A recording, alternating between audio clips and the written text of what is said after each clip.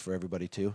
Ashley, just talking about the China Select Committee, and I know you serve on appropriations, you come from Middle America, in Iowa. What we have found, just at the very beginning, you had a first hearing, which I thought was very good. Maybe if you could talk a little bit about what are some of the goals or what are some of the areas that this Select Committee would be working on and working towards? Well, first of all, thank you, Mr. Speaker, for appointing me to this very important committee. I think it goes without saying, but you agree that China is one of the greatest threats facing our country.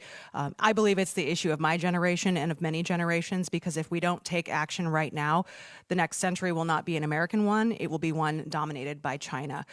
It is very clear that the Chinese have a plan, right? By 2049, they want to be the preeminent world power for the economy, for our military, and for their social plan. So that's what they want. That's what the roadmap is that they've laid out.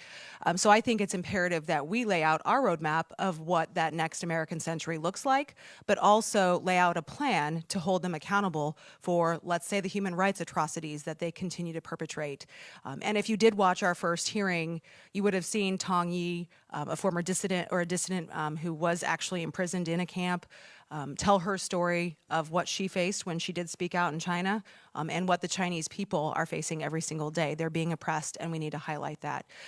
The other issue that I think is important, we need to make sure that we don't allow a single cent of taxpayer money to go to China. This is money that they continue to use against us. Every cent that goes there, they're using it against us, whether it's to spy on us or whether it's to enrich their military or to continue to perpetrate those human rights abuses. And then you talk about the theft, right? And Speaker McCarthy kind of hit on this, where we've lost jobs, we've lost intellectual property to China. We have ceded that authority because we've been appeasing China for so long instead of competing with China. So we need to highlight those instances where they have cheated, right? They don't follow the rules. Being from Iowa, we have a unique situation where we actually had a spy ring that was busted in the middle of Iowa. They were trying to steal our seeds so that they could take them back to China to reverse engineer them. So they don't want to play by the rules. This is a true national security issue for us. And again, the policy that we're going to work on in the next 10 years in a bipartisan way, which I think is really crucial here. You saw a lot of consensus under Chairman Gallagher and obviously Representative Krishnamurthy. And you're going to see some really great policies come out of our committee to tackle all of those very important issues. You know, you brought a very good point. A lot of people think China and they just think certain intellectual property they steal, but you're in Iowa. And food security and food safety is so important, especially around the world.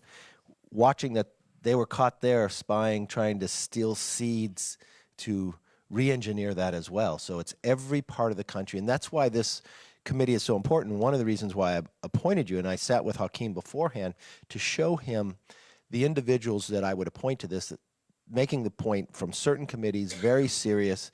And you just brought up the bipartisanship. Do you think we'll be able to carry this out in a bipartisan manner? Yeah, absolutely, I do. And if you look at the membership on both sides of the aisle that are a part of this committee, and I think our first hearing was a great roadmap for how this committee is going to operate.